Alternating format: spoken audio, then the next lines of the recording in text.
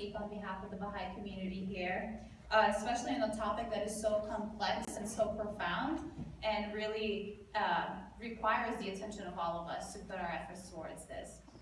I was born and raised in Brazil, and during my time at my master's program, I collaborated with the World Food Program with the Center for Excellence Against Hunger.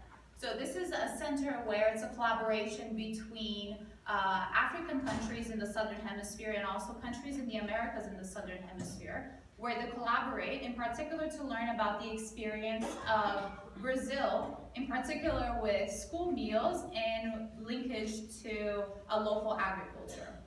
So it was really fascinating to be working with these nations that would send their ministers of agriculture and health and education to come learn about the experience in Brazil. And with these visits, they would visit the schools, would visit the local farmers. And then there was also time for technical assistance, where they would then help implement and design plans so that those countries could bring it back to their own countries and implement those. So it was really fascinating to be a part of that work. And the Center for Excellence Against Hunger in Brazil from the World Food Program is still in existence.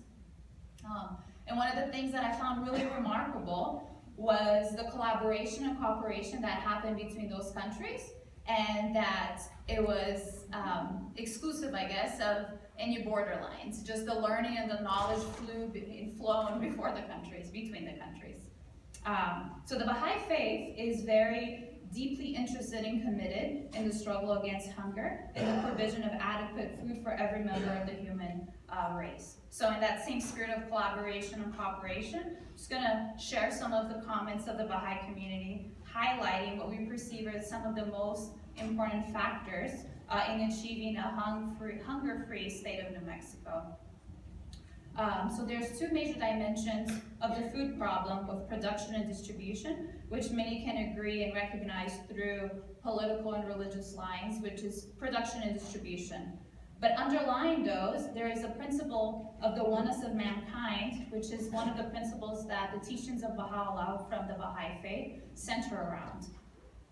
So as Baha'is, we really understand that it's not just a matter of production and distribution, but also a spiritual problem as human beings.